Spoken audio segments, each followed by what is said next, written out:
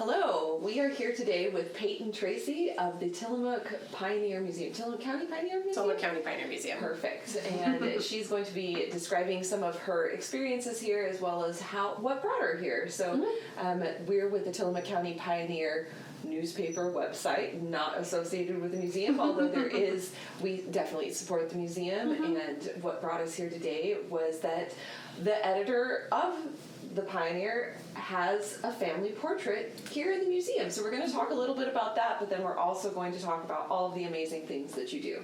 So before I ramble too much, I will let Peyton take the floor. Excellent. Yeah, it's so exciting to be here in general.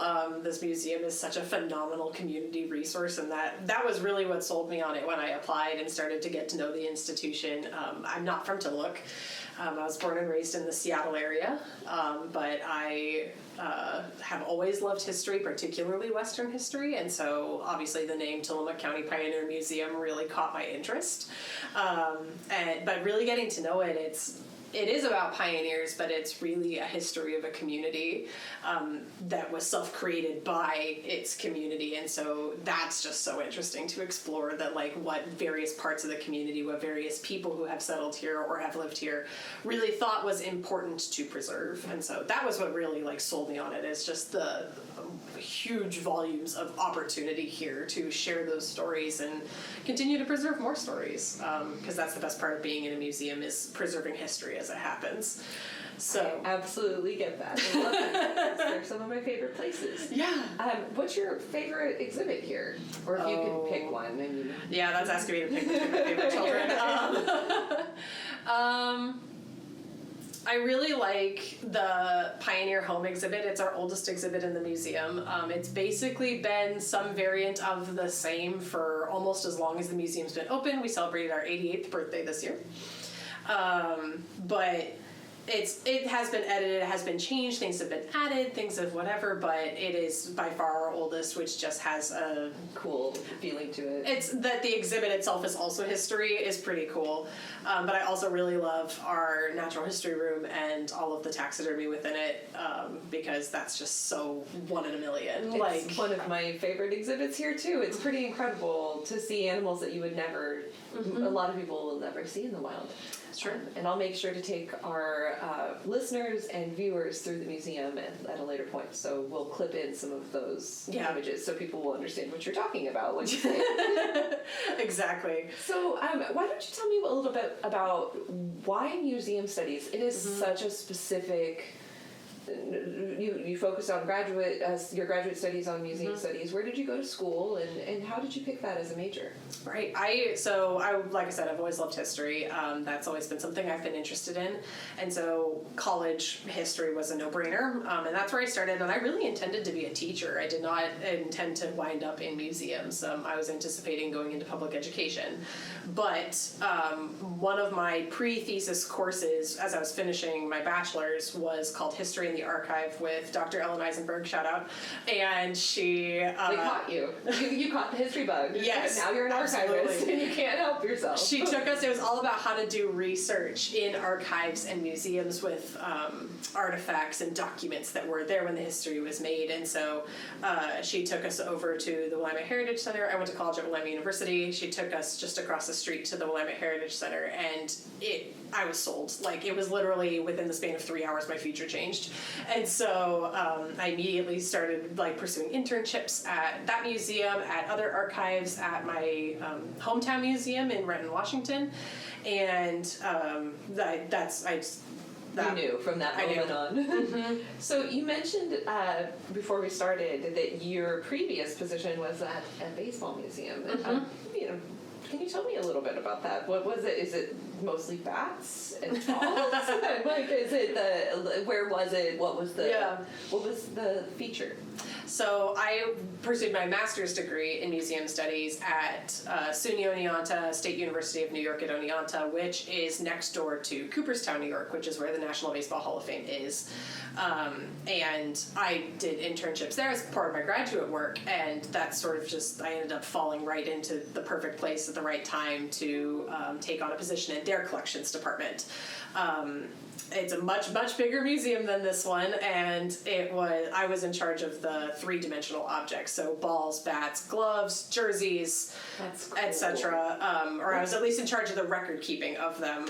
My department was 3 people big, which is the whole staff of the museum here. But that's pretty incredible. Yeah. What was the coolest thing that you saw pass through? oh my gosh. I'm imagining there's some really amazing home run balls in there, and it's kind of surprising.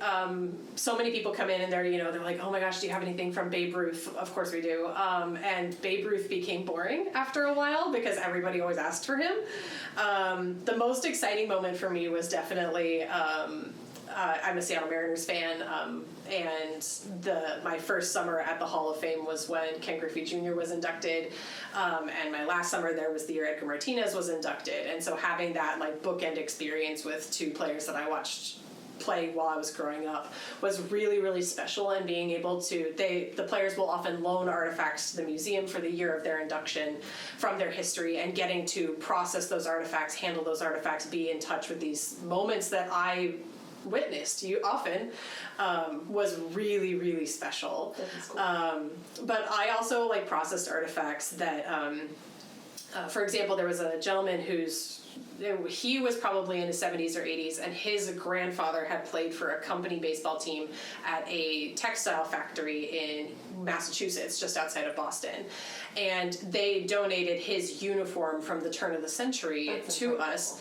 And the whole family, like all of these descendants, there was probably 30 or 40 people who came out for this big sort of giving moment, and there were tears and photographs, and I am crying. I don't know these people at all, but like I've been emailing back and forth for a while, but seeing how much that moment really meant to them, that's a really special moment for me. That in any museum, that kind of connection is always there. And so whether I'm seeing my childhood heroes, and that's what makes it special for me, or it's some random person, but this is a huge historic moment for them, it's building those connections. That's what I really loved. So it was things like that I really take away as like special moments from what is a special place to many people. So I absolutely understand that. I think history it's one of those things where if you haven't caught the history bug, it's like, oh, numbers and dates, but it's so much more than that. It's the stories of everybody who came before us that we can capture. The stories here, I mean, even just looking around this room, this library is incredible, but you go through each room in the museum and there's just so much there. When a visitor comes here, what are they typically looking for? The term pioneer is a little bit of a double-edged sword for us, that on the one hand, we have some folks come in who are definitely anticipating covered wagons, you have died of dysentery, like they're thinking of the 90s computer game. And they're really surprised to find what we have. And hold on.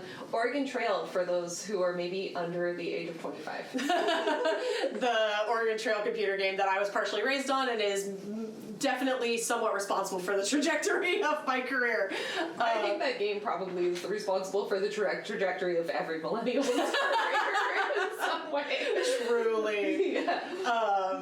But yeah, so they definitely come here expecting, the Oregon Trail. Like, they're expecting that sort of pioneer experience. And then they are really surprised by what's here, often pleasantly so, because it's different. It's very different. Yeah, we didn't have the Oregon Trail in the same way that they did in Oregon City. Correct. And the people here, it's a living history. So a lot of the people here who founded the area still live here. You'll walk through and you'll see names that you go into any of the museums locally and I recognize that. Oh, that's a heritage farm. Oh, that makes sense now. Exactly, yeah.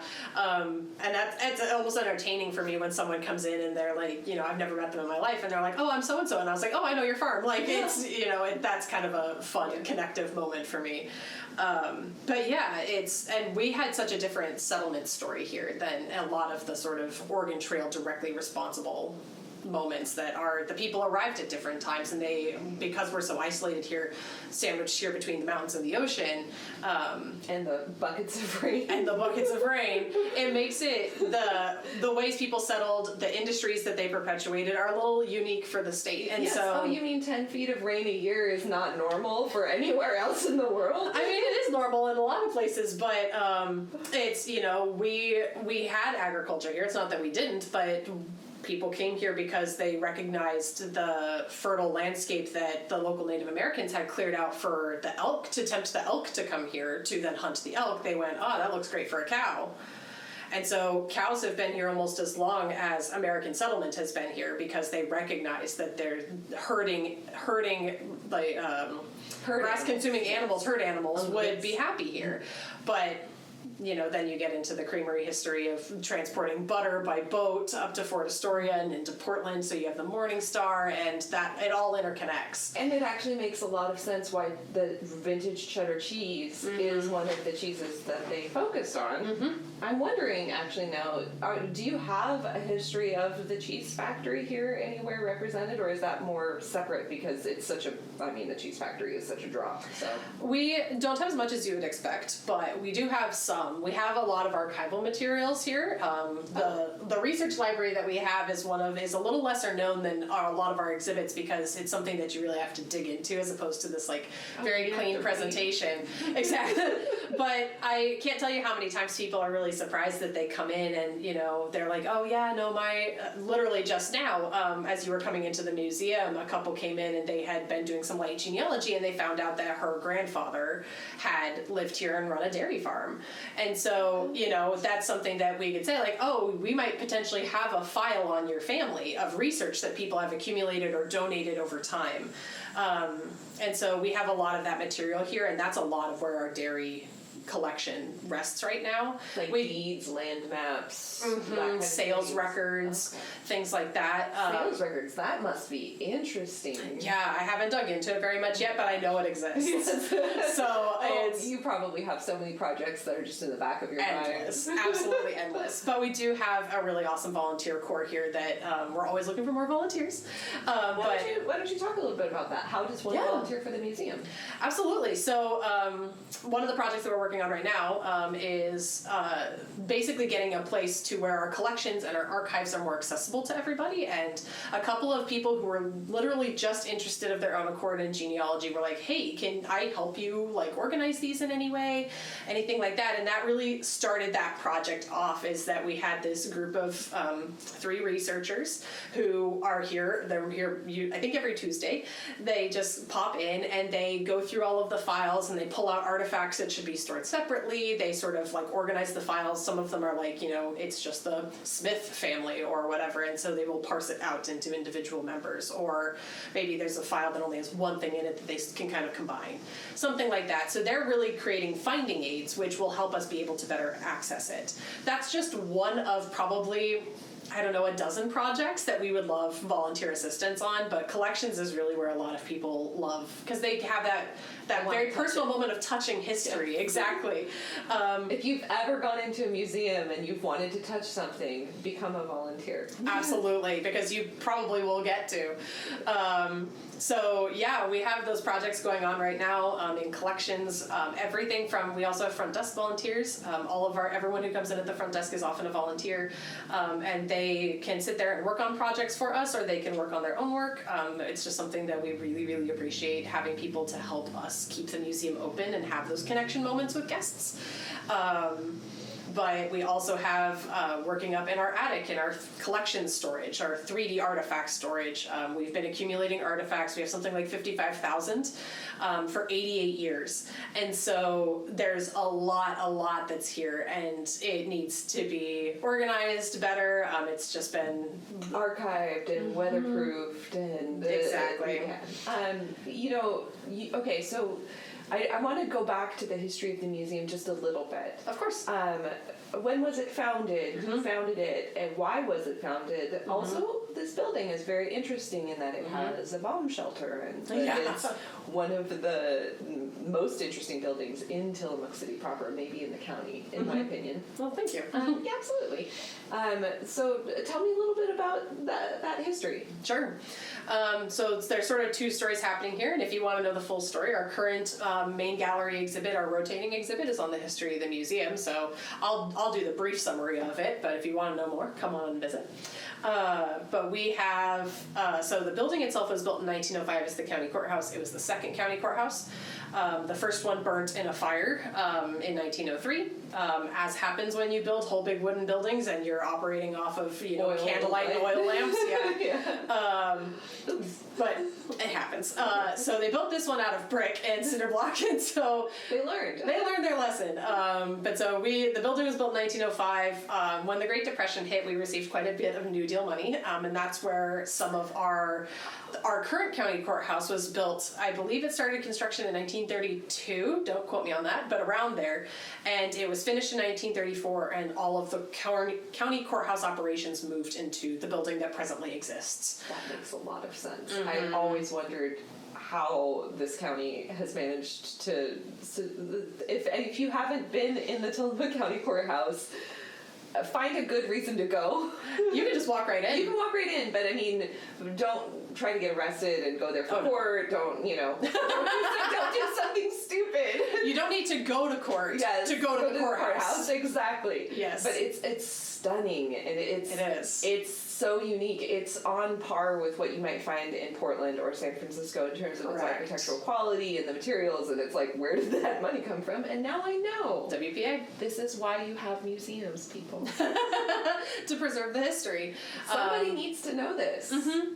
No, it was a lot of New Deal money. And the art that's within it, my sister Lucia Wiley is a rather famous muralist in the mural arts community.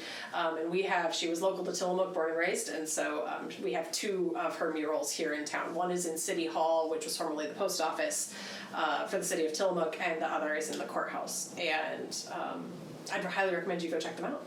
But so that building was built, and that left this one vacant. And so the county allocated space for any group that asked for it, basically, or applied for it. And so I think there was a scouts group that was in one room, but the Tillamook County Pioneer Association, which was recently formed group to sort of keep folks connected and together, they were recognizing that around that time in the 1920s, early 1930s, they were recognizing that a lot of the original pioneers who had moved out here, some of those big names that everybody kind of knows, their streets named after them, were dying off. And so they really wanted to ensure that that history was being documented and preserved. So the Pioneer Association was formed. And it was just a collective group of people that they brought together some of their artifacts. They needed somewhere to store it. And so A.G. Beals, another name you probably know, asked for at least one room in this courthouse. Slowly over the years, he started asking for more rooms as more things accumulated and people left the building, until a point where we occupied the entire building. And we've been here ever since. Wonderful. So that's how we've come to be here. And the Pioneer Association is really where we came from. And so a lot of those original artifacts we received in 1935 and 1936 when we first moved into the building and the museum itself was formed, were artifacts that were historic to the people in 1935. And so some of them have everything to do with Tillamook County. Some of them have very little to do with Tillamook County, but they were like, oh, this was my grandfather's rifle that he used in the Revolutionary War. Which belongs in the museum. Mm-hmm, absolutely. Yeah. So that it's a really fascinating, almost anthropological moment for us, too, to be like, what did these people almost 100 years ago think was important then? Yeah. Mm-hmm. That's really interesting. So it's really more...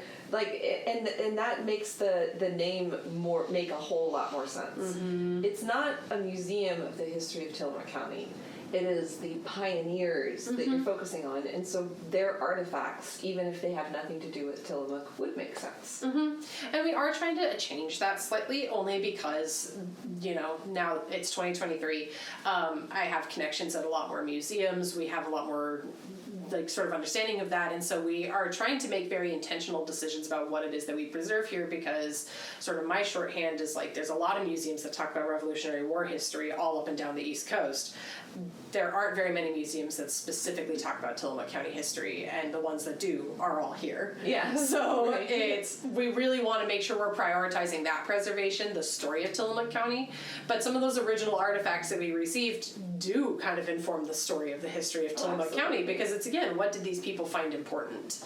And so it's something that, as we're working right now, that we have 55,000 artifacts, as I said. That's a lot of stuff.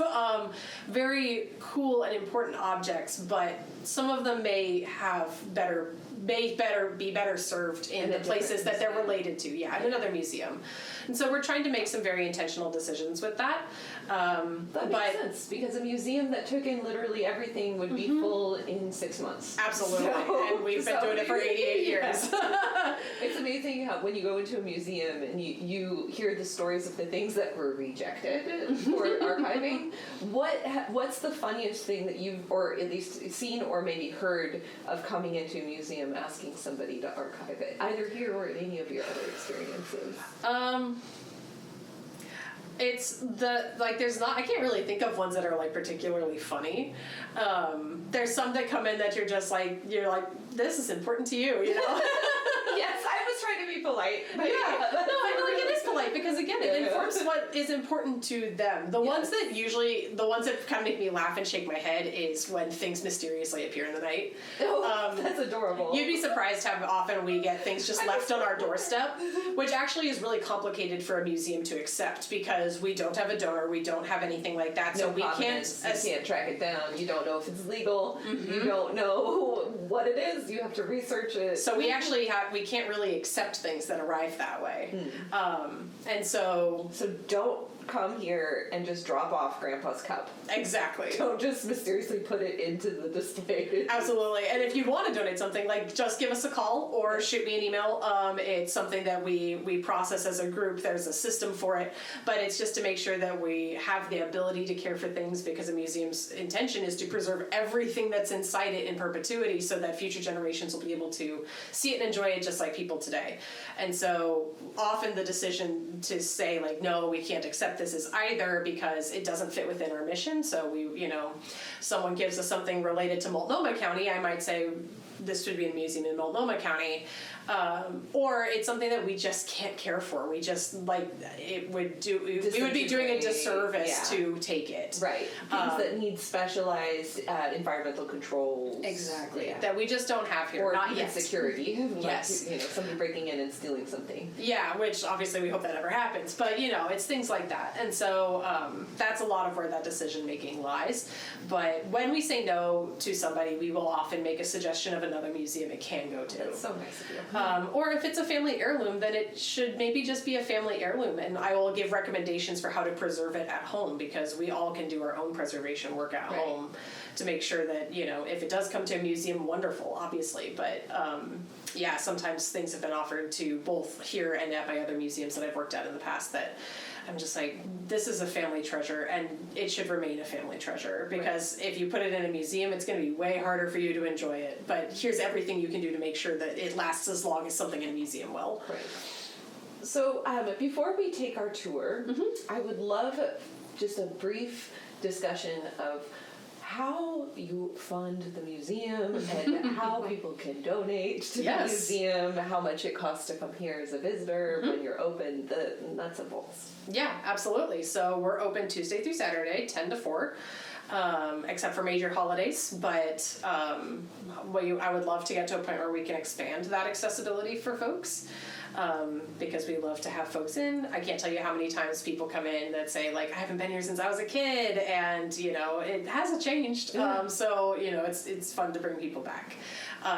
Adult admission is $7, seniors are $5, students 10 to 17 are $4, and then kids under 10 are free. If you are a member at the museum, admission is free. If you're a member of the Pioneer Association, which still exists and is still very active in our community, and I would encourage anybody who's lived here over 20 years to join. It'll be my 20th year coming up very shortly. Exciting! Oh, that's awesome. Yeah. I'm going to be moving, so you can still join. Oh, really? Yeah. The Pioneer Association is our sibling organization now. The museum runs itself as its own 501c3 nonprofit, but the Pioneer Association is our partner. I'm glad I said something. Yeah, and they so members are all over the country. I think they send things internationally to people who qualify as members. They were born and raised here, or they lived here for 20 years, and now they live in, I don't know, in Florida, in the UK, and all over. Yes. Yeah. So Absolutely. So that does not preclude membership. But so we work with them on a lot of projects. So would absolutely encourage that. But they get in for free. That's part of their membership. So there's both those. We also, military families, active duty military members are free admission, and we are also participating in the Institution for Museum and Library Sciences Museums for All program, which if you have SNAP benefits, just present your card and you get discounted admission. Nice. So that's sort of those nuts and bolts. If you want to support the museum, you can become a member, which has benefits. There's discounts in our gift shop, free admission to the museum. We don't currently put out a newsletter, but we hope to someday soon, and you would receive that as well. So there's that way to do it. We take donations just generally. Obviously, if you support us in our mission and what we do here, then we would love to have that support come in that way. We also have a couple of fundraising events throughout the year, the most well-known being Festival of Trees, which is happening this year on December 9th. So keep an eye out for that. And that's one other way to do it. And we also receive a good chunk of our money comes from TLT funding. So Transient lodging tax. Correct. Wonderful. So as a tourist organization, we're supported by tourists. That makes sense. So is that the primary grant funding source, or do you also pursue other grants? We do pursue other grants. That's definitely sort of makes up a lot of our bread and butter. That ensures our doors stay open. But being able to pursue other projects beyond that comes from other granting organizations. We've received from state level organizations, we've received from local organizations, big, small, it runs the gamut. It just really depends on the project. Wonderful. I know that Kilgis Point Reserve, the nature reserve we run up in Bay City, was really funded by grants, and we're very, very grateful to everyone who made that place possible. That's fantastic. So I think we have just a few more minutes on this snapshot. So why don't you leave us with some closing thoughts, if there's any events coming up, or some call to action. What's your website? Yes.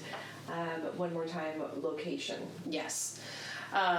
So if you want to know any more further information about the museum, everything is on our website. We keep it very up to date in terms of events, exhibits, anything like that coming down the pike. It's www.tcpm.org.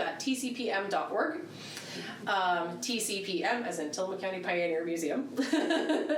And we are located basically at the juncture of Highway 6 and 101. Can't miss it. Our primary entrance is not on 1st Street. It's at 2106 2nd Street, right across from the Transit Center. It's a one-way system. It is. So if you turn incorrectly, then you'll be making a few loops. Navigate our one-ways in downtown